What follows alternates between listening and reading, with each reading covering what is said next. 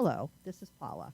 This is the Common Book Show, and I'm here today with Richard, Virginia, and Matt, and James is back. So Oh, it's are nice you to trying have to you convince me back. that I'm wanted around here? No, James, you always give a different point of view, and for that, I cherish you. Oh, All right, and I so love you too, Paula. so today, today because my lack of reading, because I've got all this prep going into my stuff, I'm going to read you another thing from phonographic memories, and this one is about something that happened to me in Toronto, and yes, it is a true story. Okay, so the song I use for this one is Smiling Faces Sometimes by The Undisputed Truth. I had 2 weeks of freedom before settling into my new job. I decided to go to Toronto and spend a week with my sister Sue and her husband Jim, who worked for immigrations for the U.S. at the Toronto airport. They were living in a new place, so I wasn't familiar with how to get downtown from where they were. I always liked the idea of just getting out and letting things happen. I had a bag with a notebook and pens, and when I hit the streets looking for adventure. I took a bus that I thought might be going in the right direction. I was on it for a while before I started to question my sense of direction. I spotted a coffee shop, and I got off the bus at the next stop. I went in the front door and ordered a coffee. I sat down alone at a table in the center of the room. There weren't many people there at that time of day, sometime between breakfast and lunch. I was conspicuous, sitting alone at my table with my notebook out, jotting down thoughts I hoped would become poems. I had been writing poetry since the 4th grade, and I would have thought I would have been an excellent candidate for poet laureate if I knew such a thing existed. My favorite poem, Summons, by Robert Francis, was in a book that was stolen from the Emerson Vocational High School library by my former boyfriend, Bill. I also knew a few poems by Emily Dickinson, my favorite being the one where she claims to be nobody. I am nobody. Who are you? Are you nobody too? Then there's a pair of us. Don't tell. They'd banish us, you know. So I sat with my notebook open, my pen in hand, and a desire to write a poem as good as that one that I could hide in my closet and know that after I was gone, the world would know my genius. That was before my mother threw away all my letters and memorabilia, and I thought she might have saved some scrap of me for posterity. The practical part of my brain had not yet gelled. A man in a white suit approached me and asked what I was writing. At first I was defensive, and I said it was none of his business. He then offered that he too was a writer, and he was curious what kind of writer I was. I was disarmed by being called a writer. I looked him over, and he looked interesting enough, although he was an old man to me, probably close to 40. He noticed my change of attitude and asked if he could sit down. I told him it would be okay, but I wasn't staying long. Then he told me that he was waiting for his wife, who was across the street at the hair salon. My guard went down further. I'm sure he could see that. He told me that whenever they were in Toronto, where his wife was from, she goes to this hair salon to get her hair done.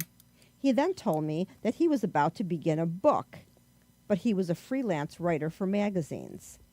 He asked me if I wanted to see some of his work, and I couldn't resist the urge to see someone's writing in a magazine, someone I knew, if not for more than 20 minutes.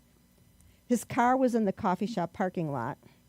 I walked out with him, and he opened his trunk. I looked in, and there were about 20 magazines. He pulled one out and pointed to a name on the cover, and he told me that was him.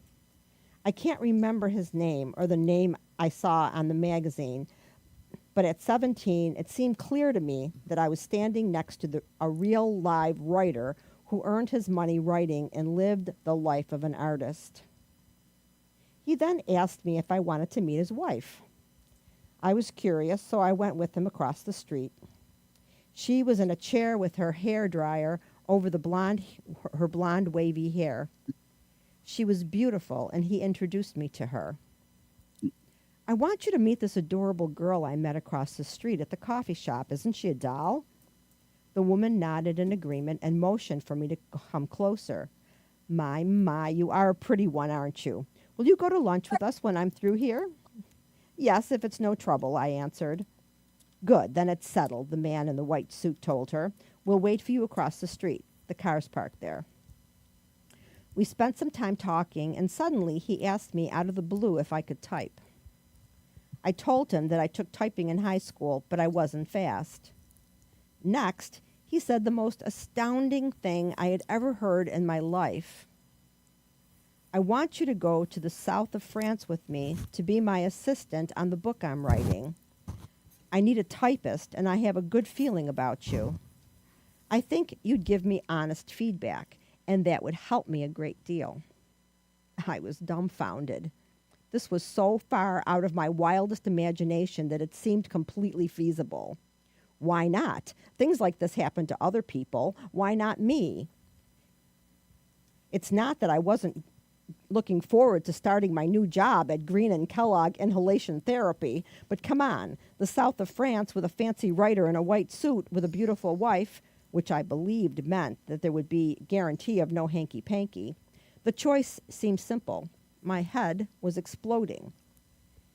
Why would you want me to be your assistant? I asked, hoping he had a fabulous reason. I just have a hunch about you, was all he said. That turned out to be all that was necessary. My imagination took me on a big jet to Paris, then on a train to a quaint part of France with historic buildings and houses covered in ivy and roses. I was sitting at a desk in a sun-filled room with plants and gorgeous antique furniture and flowered teacups, typing up this man's book and offering him advice on phrasing and metaphors. I was dressed like an artist and wore my hair up to keep it off my face, a pencil stuck behind my ear and another one in my teeth like a gypsy with a rose. I was all in because it was safe. A beautiful wife, a serious writer, and me, an uneducated, naive bohunk from Buffalo who didn't know her ass from a Grecian urn. However, I thought I had just been discovered for who I was. An intelligent, discerning, worldly writer of amazing poetry. Yes, I had been discovered for once in my life. Someone understood just how awesome I was, and I was going to go to the south of France. I couldn't wait to tell Mary Lou. I spent the day with Mr. and Mrs. White Suit. They took me to lunch at a trendy little place with all windows looking out over the bustling streets. Next, we went to a furniture store where Mr. White Suit was looking for a white desk. It turned out that the color white was his inspiration. He told me that he always wore all white when he was writing and that he needed to replace a desk that was no longer his style. He needed a new desk for the new book. Did I ever question how this white desk was getting to the south of France? I don't think it ever occurred to me. It was getting late. He told me he would drop off his wife at their place first and then drop me off at my sister's house. That made me slightly uncomfortable, but she made a joke about it that made it all sound so innocent. We parked the car on my sister's street, and he started to talk seriously to me. First, he confessed that he and his wife were having problems and that she would not be leaving Toronto to go to the south of France. He told me we would go alone, and that didn't mean anything sexual unless something developed between us that was mutual. Next, he told me that before we went to France, he had to complete an assignment down south in the U.S. at a nudist colony. He wanted me to go along with him there first to be his assistant, but the rule was, if you were at a nudist colony, you had to be nude too. I was a bit shocked, but tried not to show it. I told him I didn't think I could be nude in public, and he laughed and shook his head like he thought I was a silly child. When you're there, it will all seem natural and good. Trust me, you won't feel uncomfortable at all. This man didn't know me very well. I was raised Catholic and hung up, as all good Catholic girls are. I told him I'd think about it. He told me that if I didn't go down south with him, the south of France was off. He had to know he could depend on me to help him out in all situations. I wanted to do it, but I didn't think I could. I gave him my sister's phone number in Buffalo, where I was living temporarily. He told me he would call for my answer in a week.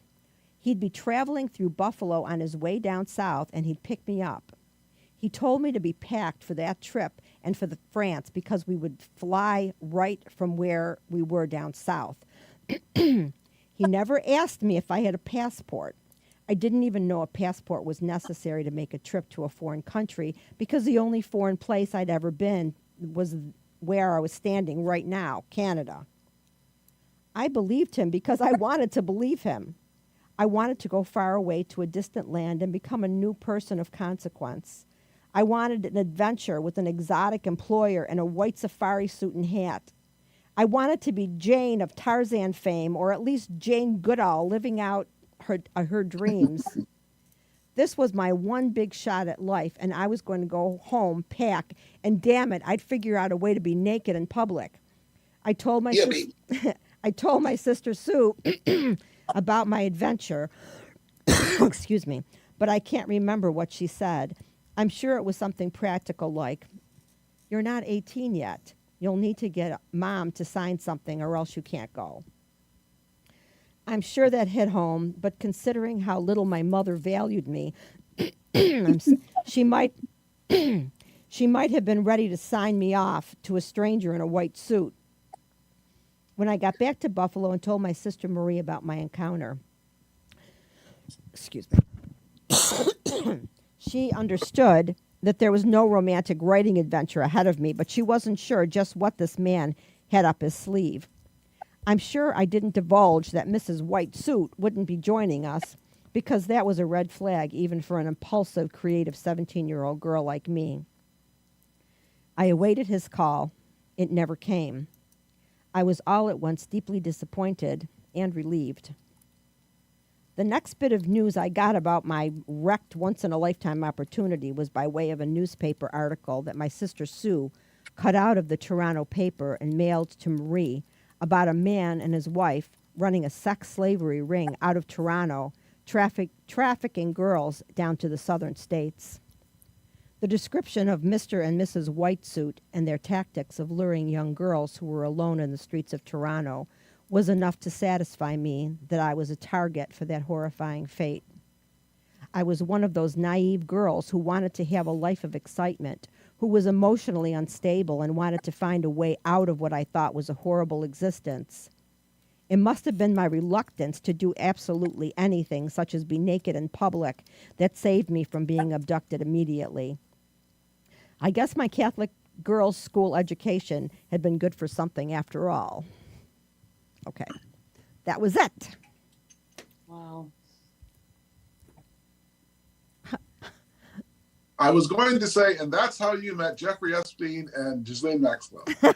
Wow, it kind of sounds something like that, doesn't it? But there was, I wish I would have saved that article. There was an article in the Toronto paper, and it described the guy pretty well. And, I mean, there were no pictures of him, but, you know, they said that he wore a white safari suit.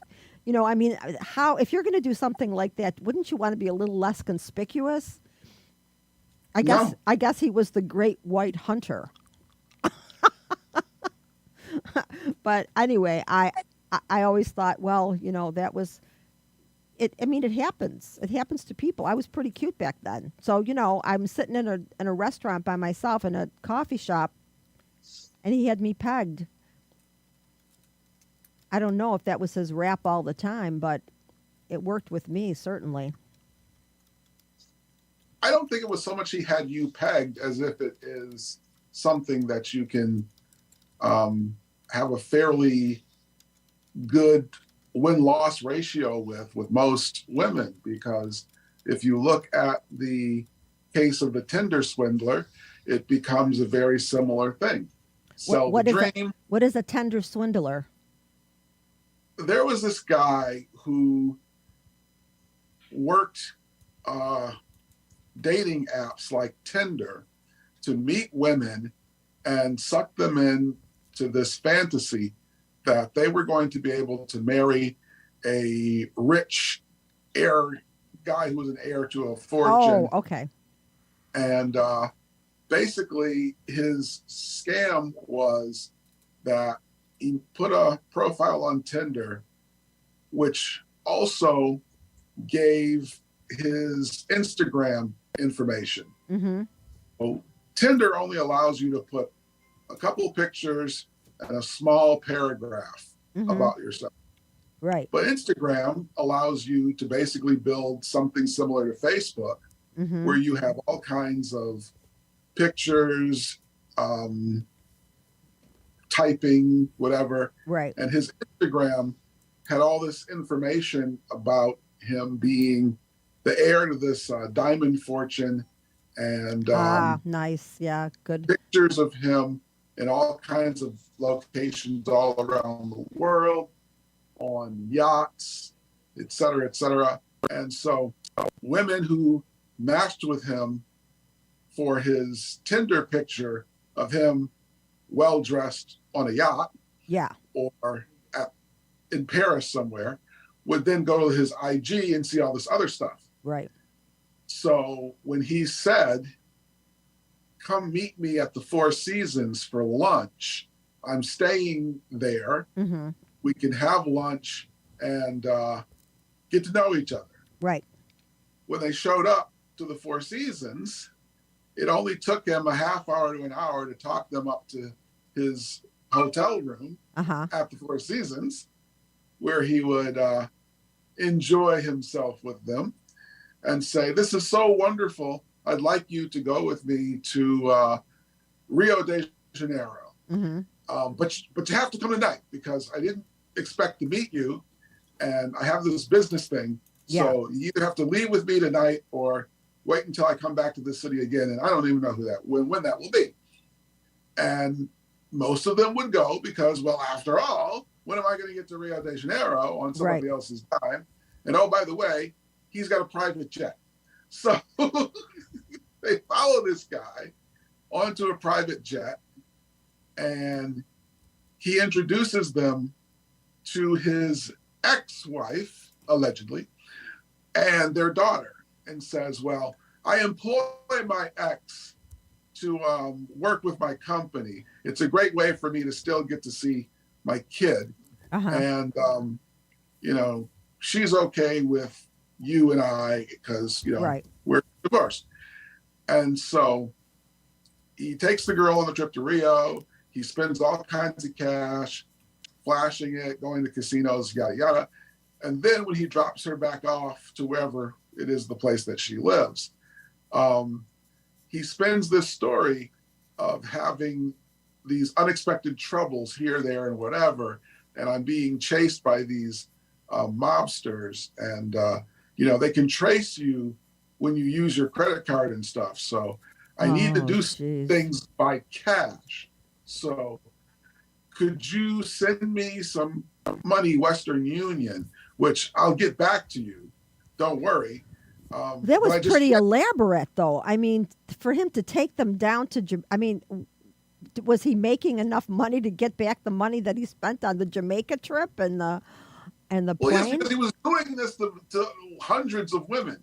So each woman who fell for the ruse and gave him money was financing him bringing the next chick in.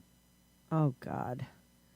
And so the thing about it is that there were women who gave this guy tens of thousands of dollars. And because, I'm foaming at the mouth with misogyny, people get upset. Well, here's the thing. People get upset with me when I say that I can't understand everybody rushing to these women's aid and sending money to their GoFundMes to reimburse them. Well, that's another part of the story you didn't say yet. I feel like first of all, I feel like Tinder is not a great place to meet people. I mean, Which brings us back to isn't why that a would you sex? go to the south of Rio de Janeiro or Right. Paris or anywhere with somebody that you just met on Right. Tinder? Exactly. I mean, but you have to remember, in my story, I was 17, and I was just about to start a job with Green and Kellogg inhalation therapy for $1.78 an hour. That was my alternate. That was my reality. So I mean, as a 17-year-old, I was pretty gullible. But these women, if they're normal aged women and they're falling for this, that's on them. Well, and this is what I'm saying is that the Hi, reason Joel. he was successful is because he sold them the dream. And to these women, $30,000 is a small amount to pay to become the wife of the heir to $1 billion fortune. Well, yeah, I think that they were duped, and I think that due diligence. You got to do your due diligence. That I think they're foolish, and I don't think anybody should help them out on their GoFundMe pages. I agree with you on this one, James, for once. All right. Okay. So anyway, I just wanted to read that story because I'm why not? But I feel very grateful that it never. I mean, obviously, I could have been. It could have changed my life dramatically. And anybody that ever goes through something like that, I don't know. I mean, you being abducted shouldn't be in anyone's world plan. But anyway, so Richard, what you got? I've been reading a book, which I'll show you the cover. Okay. Don't worry, Polly. I would have bought you from them. Thank you. So this is the book I'm reading. Uh-huh. And Zizek tells a joke. And his jokes usually have many layers of meaning. Uh-huh. So I'll tell the joke, then you could give me your interpretation. And, other Okay. people will give me their interpretation, and then I'll give you my interpretation. Okay. A man's wife says, "I'm too tired to prepare supper. Go down to the takeout place and pick up something for us." At the takeout place, the man strikes up a conversation with the woman waiting in line in front of him. Mm-hmm. She asks him if, after we get our food, would you like to go out and have a drink together? He says, okay. They stop for a drink. Then she invites him to her apartment. One thing leads to another. They wind up making passionate love for an hour. The man remembers that his wife is waiting for the food. Listen, I got to go, but before I leave, do you have any baby powder? She gives him some baby powder, and he returns home. Mm-hmm. His wife demands, "Where were you?" And the man says, "At the takeout place, I met a beautiful woman who took me to her apartment. We made love for an hour." The wife says, "Liar! I can see baby powder on your hands. You were at the pool hall." Pretty crafty. What's your interpretation of the joke, panel? Well, Plausible deniability. he's very crafty. I think he got away with it in a very interesting way. Anybody else have any interpretations of that joke? How it applies to society? How it applies is all. I wasn't thinking in those terms. Magicians say all the time that you use a distraction and people miss the thing that they're trying to see. And so he got away with telling the truth while giving a distraction that gave plausible deniability and gave her something to focus on that she would more likely believe. Because who wants you anyway? I think Richard there's some kind of a social significance to this joke that we're missing here. And this is with the help of Professor Zizek, I'm telling this. All right. No matter how plausible and true an official story is, a conspiracy-oriented mind will always look for a way to come up with an alternative explanation. So he knew she had a conspiracy-oriented mind. Yeah. So he gave her something that she could look for an alternative explanation. Uh-huh. Well, that's I must applaud this guy because he just got away with murder, basically. Um, I have been watching a lot of not a lot. I've been watching the news lately, and all of these things that are going on with our with Trump, and still wondering how people are looking at all the evidence that points in the other direction of him being a decent human being, and still seeing a decent human being. I can't fathom. I mean, this is about that joke. That joke is about what Trump does. Trump basically is telling people, yes, I'm going to be a dictator. I never thought of it that way. Yes, and then he makes excuses for getting the wrong names and so forth, and he throws people off the track. So, that's what I was thinking. During his 2016 campaign, there was a meme that went around with two big campaign posters, one being of a lion, the other being of a wolf, and a bunch of sheep looking at the two posters. And the wolf's poster said, "I'm going to eat you." And the one sheep says, "He tells it like it is." Yeah, that's a good one. Absolutely. All right, so we were talking a little bit before we started the show. Virginia is reading something. Do you have anything to share with us about what you're reading? Well, no, actually, because I haven't really started it yet. I was telling the story that I was walking and I stopped at one of those little libraries on people's lawns. And usually I never find anything to read, but I found a book that was the biography of Booker T. Washington. Now, I know the generic version of Booker T. Washington, of course, and but I haven't started reading it yet, and I'm hoping there'll be some new information in there. But I also stated too, to my dismay, that it seems like every African American History Month, we recycle the same African Americans. We don't come up with anything new. It's always Booker T. Washington, it's William Du Bois, it's Harriet Tubman and whatever. And I always like to look forward to people offering a person that hasn't necessarily been highlighted in mainstream American media for being an African American hero or shero. But I look forward to reading the book, and maybe next week I'll have something to say. Okay, because I haven't opened it up yet. Okay, all right. So Joel, what are you reading? What am I reading? I just submitted for publication a manuscript that I edited.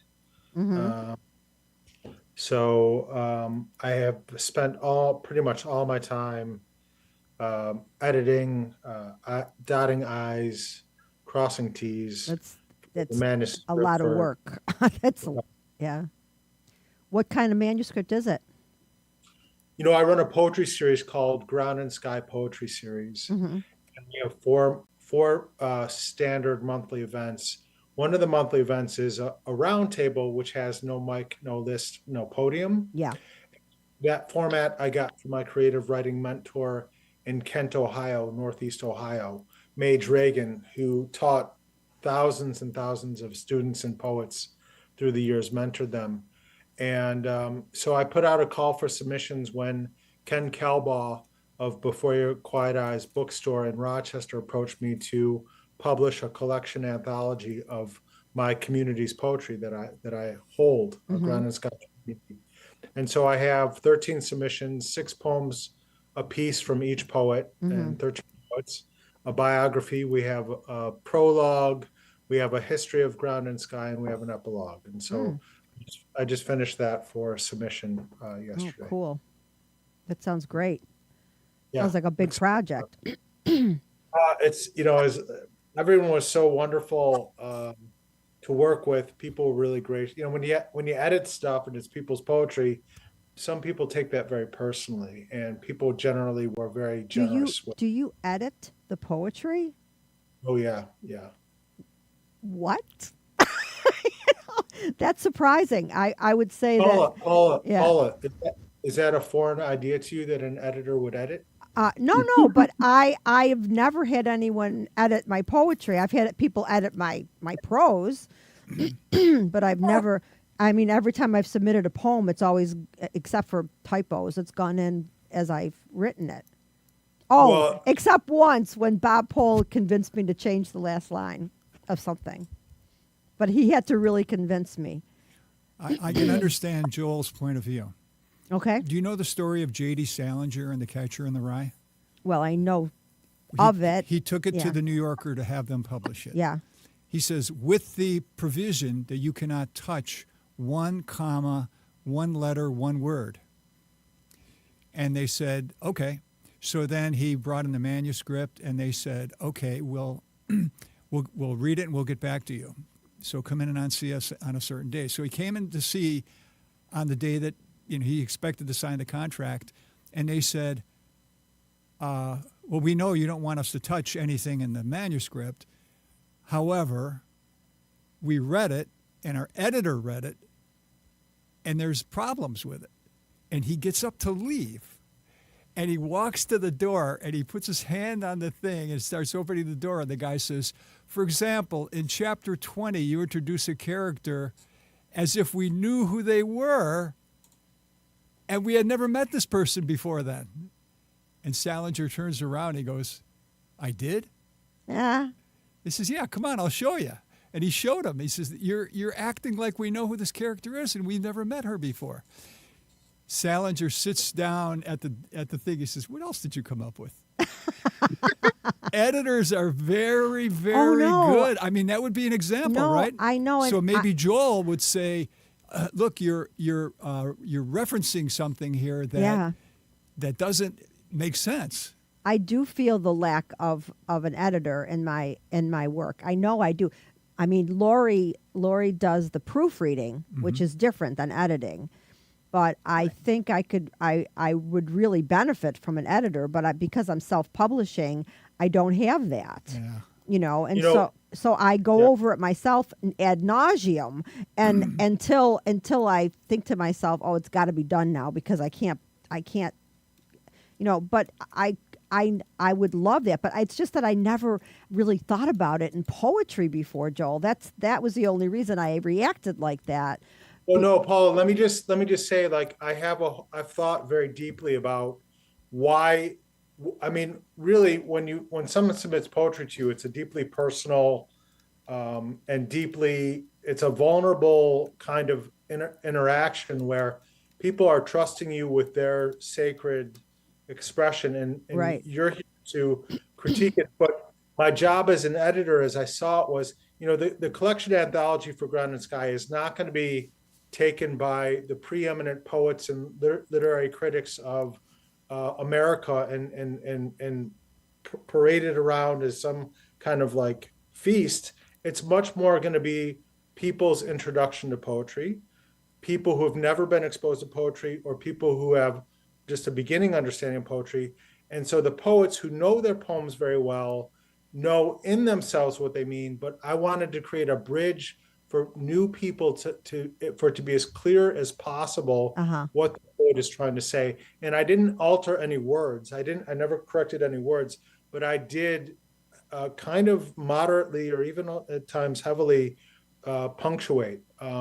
Many people are not. Oh, yeah, definitely Many punctuation. people these days are submitting stuff that, and I'm older, but I take as kind of like draft work. You have a capitalization here and there's no period before it, or they're just random punctuations that have no theme thread or rationale or kind of like reasoning throughout. And so that to me doesn't feel dressed. It's like sloppy, and it doesn't feel like I'm not honoring the poet, I'm not honoring the poetry, and I'm not honoring the audience unless I do something to finalize it, to dress it, to bring it to a level that is clear and it shows that it's cared Yeah, about. with punctuation is important in poetry, especially when you're trying to make a point. And I even with writing on the word processing program, if I'm moving to another line, they always want to capitalize that first word, and that first word is not always capitalized.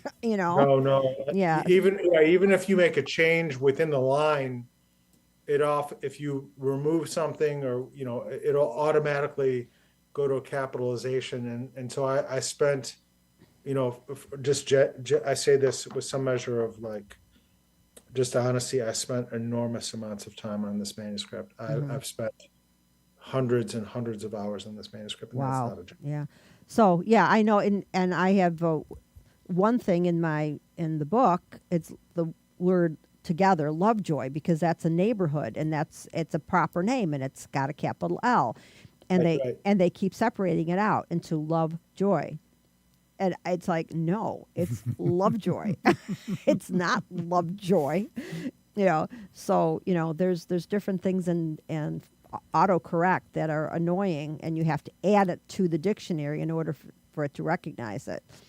But I do want to say, Paula, if I could, just one last thing, is that one of the things that I've spoken with professional editors who are contemporary professional editors is that one of the things that I had intuitively felt in approaching this manuscript, which they confirmed, is that double quotations are maybe on their way out. It may take some time, but I used not a single double quotation here. I either used single quotations or italices. Huh. That's interesting. Yeah, I've got all double quotation marks in the book for actual conversations. Yeah, I mean that's the traditional way, is to demarcate And dialogue that way. do you know what else has changed from the time I took typing? You don't double space after a period anymore. You single space. Yeah. It's something, again, it's just random changes that are made in style. But I find all those things interesting. So Matt, what's up with you? So I was going to ask if you've used ChatGPT or any AI to. Oh, I haven't, but I've been tempted just to look at it. You can say rewrite this poetry in the style of, I don't know, Bob Dylan, and then I think that opens up a new avenue for people who maybe don't consider themselves poets or poetry. Yeah. Yeah, Richard has read some AI poetry on the show in the past, and it's been pretty good. It's been, I mean, as far as I can see, it was pretty good. Well, Yeah, but I guess a couple weeks ago, I read Alberto Campus's poetry. His poems from his collection.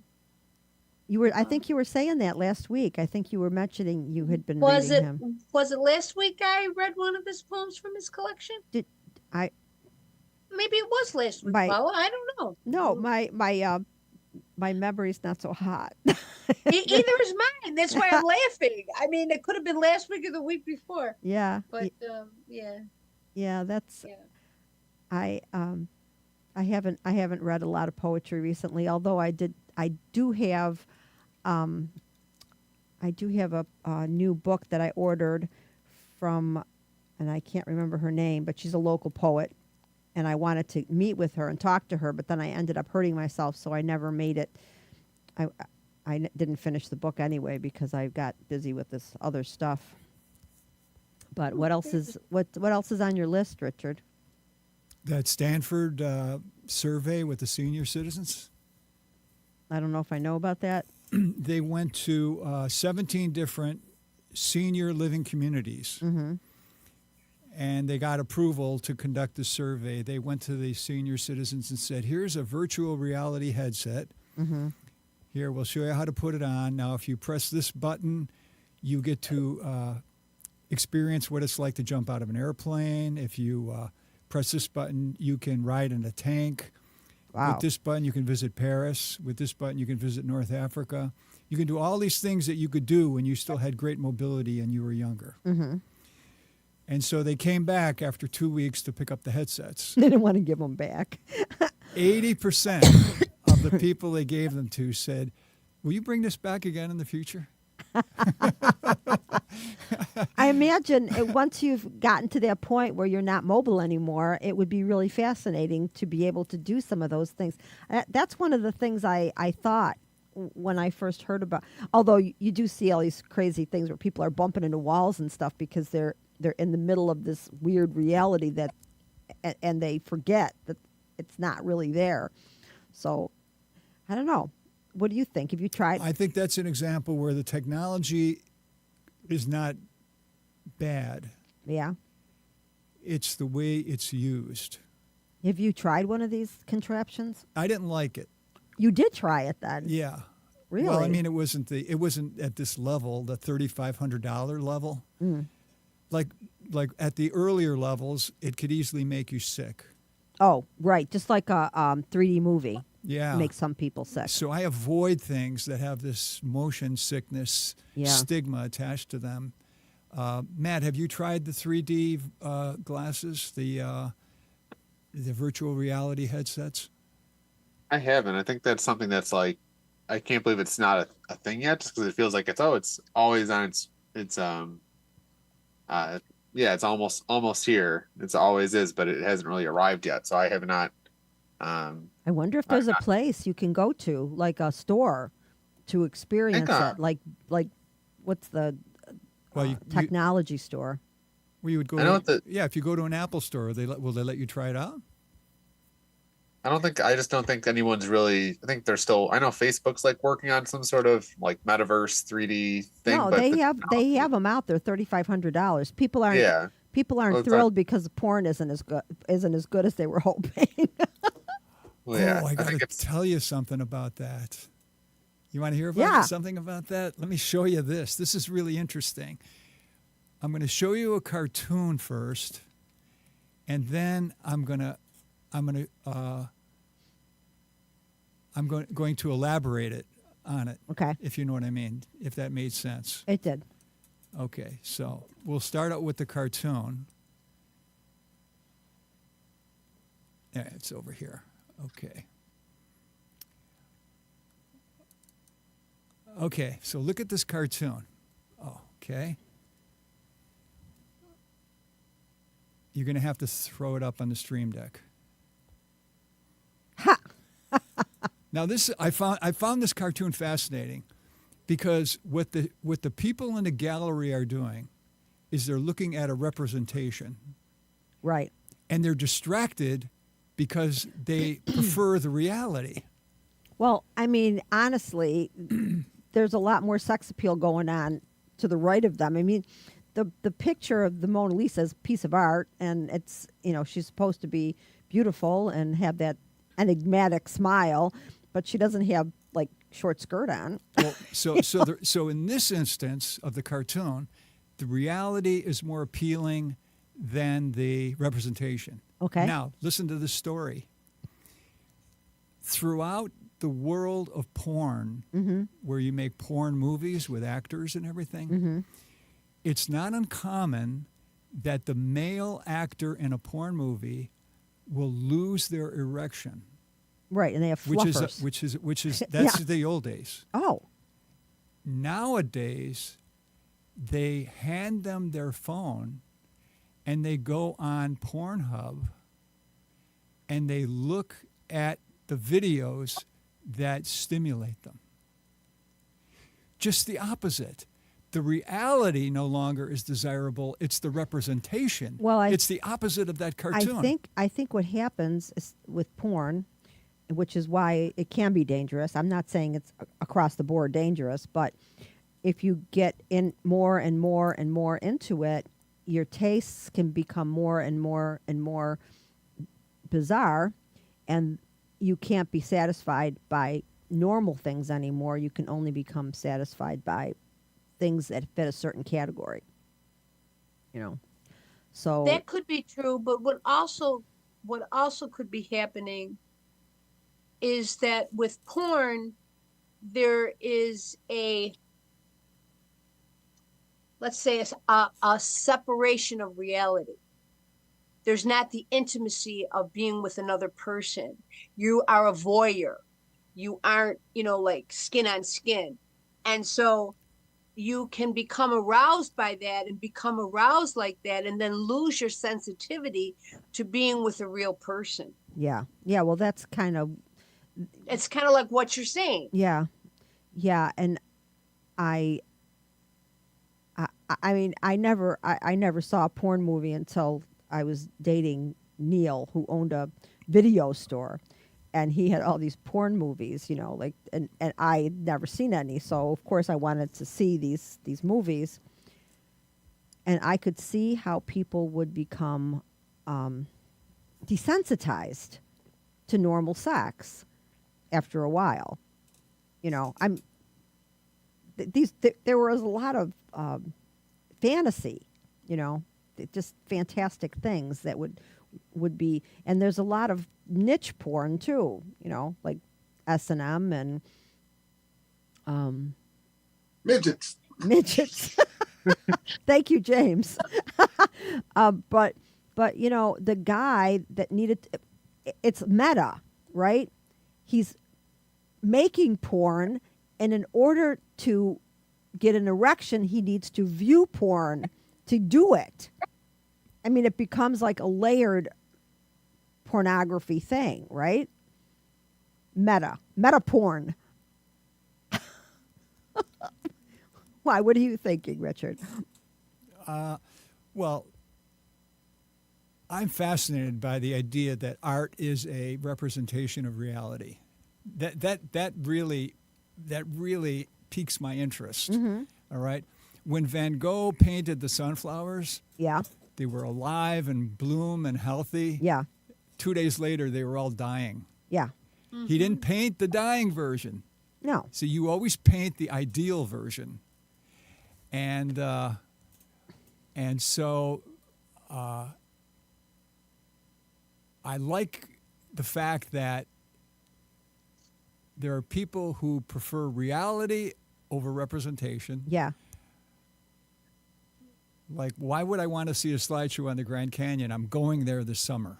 Yeah. See, I want the reality. I don't want the and in the opposite direction, there's people who prefer the representation Right. over the reality. Well, I would argue Right. not in the porn realm. I would argue in the, you and I, we've talked about this a little bit in the past.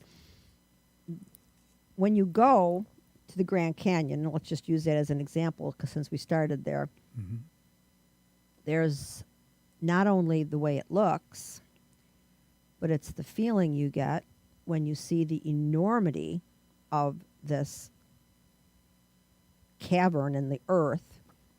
It's the way the air smells. It's the way the air feels. It's a sensual experience that is like surround sensual.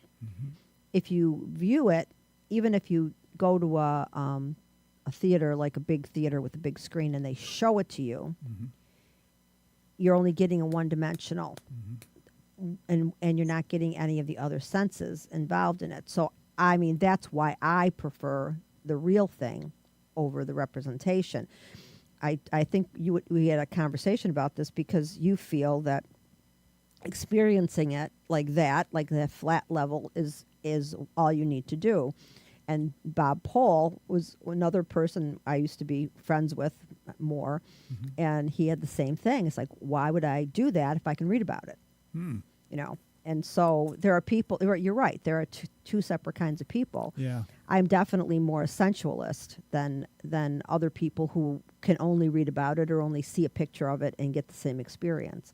I like that whole surround sound thing.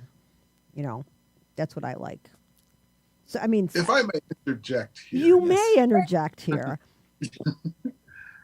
See, there's another thing that works for both of the examples, which is that in the case of the fluffer versus the porno, there is still a pressure of performance Oh, that's with a good the point. fluffer.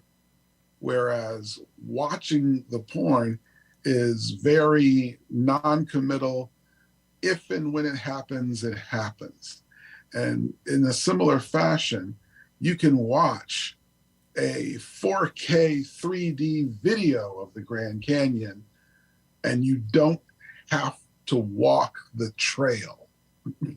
That's a good point. Yeah, I don't know that I'd walk the trail. I did go on a helicopter above Grand Yeah, Canyon. you don't have to fight the crowds. Yeah. I was in a Cessna, Paula, when I went over the Grand Canyon. Yeah, I was I would never do it again because I thought I was going to die, but at the time I thought it was worth it. But yeah, I think it's an interesting dichotomy to talk about. Are those people like James said? You know, you've got the ideal situation, James. If you've got all of those extra technology things going on, and especially now with the glasses, the 3D experience might be as dramatic visually as the actual real thing.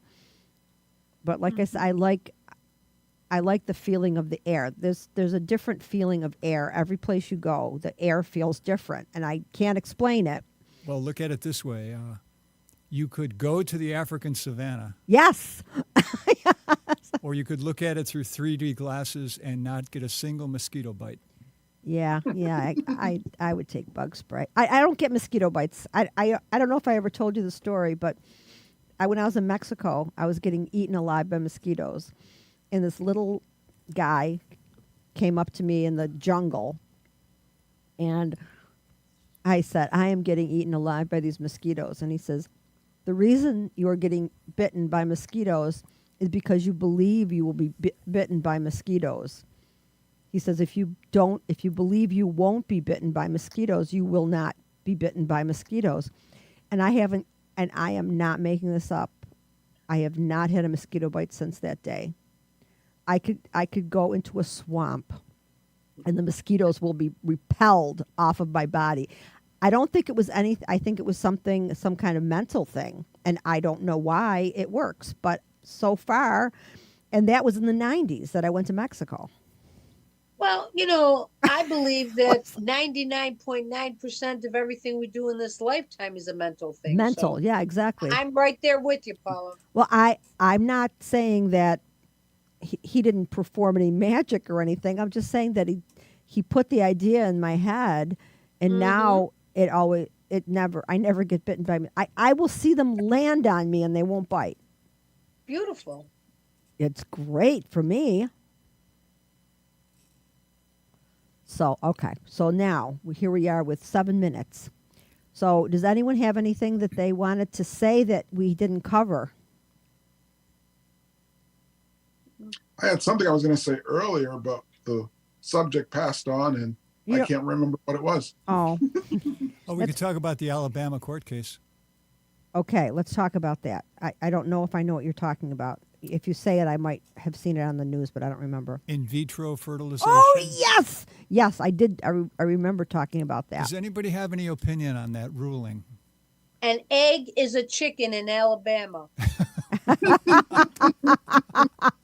I put that on my Facebook page. Well, somebody And somebody sent it to me. somebody so I put yeah, it, somebody put a thing from Denny's that said embryos eat free on Thursdays in Alabama. I in my old age, I try not to be political anymore because at one time I was very political, but I've kind of I've been trying to hang up that hat and do other things with my life now and focus on other things. But when that came across when somebody sent that to me, I was like, this is perfect. Yeah. This is perfect. Yeah. So what are your thoughts about it, Richard? I couldn't understand the details of the case. Luckily, on Democracy Now!, they brought in a doctor Yeah. to explain what in vitro fertilization is. Yeah. So for those of people who are watching now, would you like me to explain it? Well, I know what it is, go ahead. but other people might not. Exactly. So what happens is if you're having trouble conceiving, no matter how much sex you have with your husband, Right. Will never get pregnant. Right. So you go to one of these clinics and you pay a fee, and they stimulate your body. I don't know if it's through drugs or what, but they stimulate your body to produce eggs. Mm-hmm. So you go in, you get the stimulation treatment, and then they do what is called harvesting the eggs. They take the eggs out of your body, Mm-hmm. put them in each one in a different petri dish. Mm-hmm. They take your husband's sperm and they mix it with the egg, Mm-hmm. and they see what happens. Right. So let's say they harvest maybe 20 eggs. Mm-hmm. They come back in a few days or whenever the incubation period is, and they see, oh, look, this one took, this one didn't take, this one took, this one took, this one took, this one took. So now you have fertilized eggs. Mm-hmm. All the ones that are fertilized, they freeze them, Yes. except one. That one they put back into the woman's body, Mm-hmm. and the body might still reject it. Right. So they wait a few days, they do it again. The body might still reject it until they hit the sweet spot, and then the body accepts it. Right. Now you're pregnant with a baby. Right. So what this court case is all about is, what about those fertilized eggs that didn't get used? And specifically, it was over somebody who dropped a tray of Yes. fertilized eggs.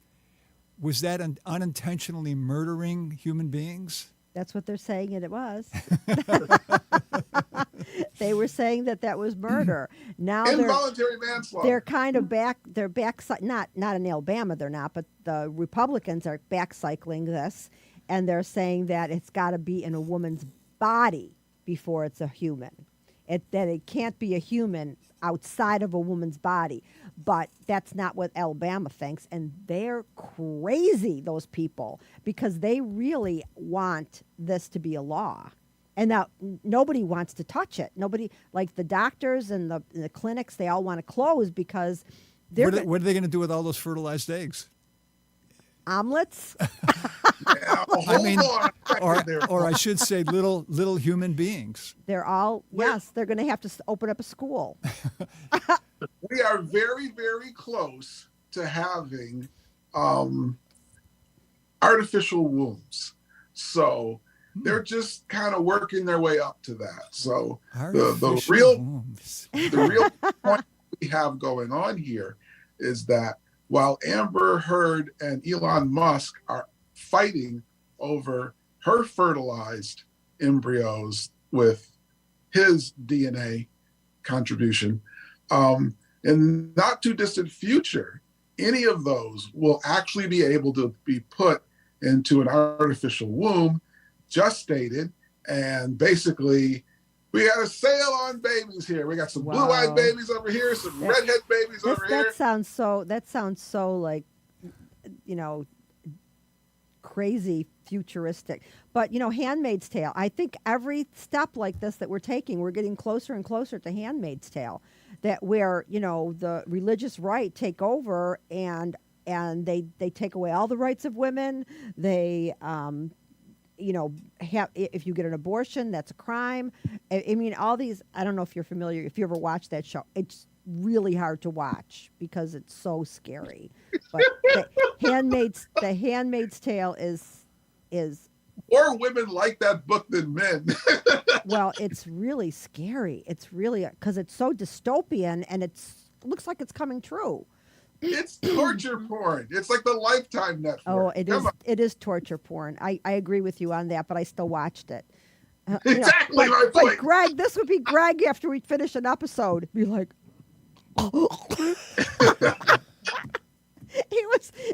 he'd be so overwhelmed with the pain of what was going on. Oh my God, it was terrible. Anyway, and it's Just remember, Paula, more women read 50 Shades of Grey than the Bible during that 5-year period. no, I do know that. I do. Can we stop that?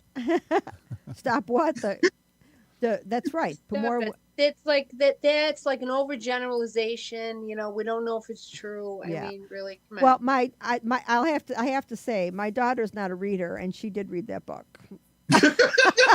So that's where I guess I'm basing my Yeah, it was a little hyperbole, but I think that a lot of women did read that book. The book literally outsold the Bible during Okay, that. we have to go period now. of time. Thank you everybody for coming. I appreciate it. It was fun. It was very animated. Welcome back, James. Thank you.